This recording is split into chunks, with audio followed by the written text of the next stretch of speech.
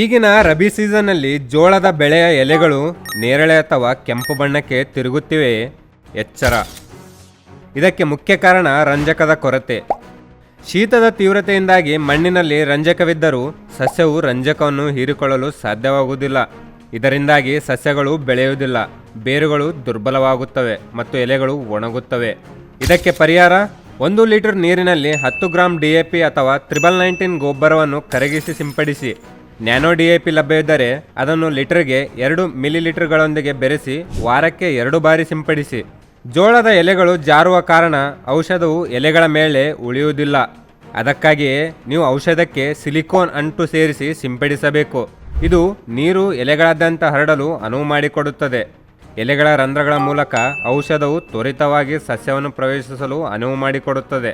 ಈ ಜೋಳದಲ್ಲಿನ ಯಾವುದೇ ಸಮಸ್ಯೆಗಳಿಗೆ ಪರಿಹಾರವನ್ನು ನೀವು ಇನ್ನೂ ತಿಳಿದುಕೊಳ್ಳ ಬಯಸಿದರೆ ಈ ಸಂಖ್ಯೆಗೆ ಕರೆ ಮಾಡಿ. ಹಾಗೆ ನಮ್ಮ ಚಾನಲನ್ನು ಸಬ್ಸ್ಕ್ರೈಬ್ ಮಾಡಿ.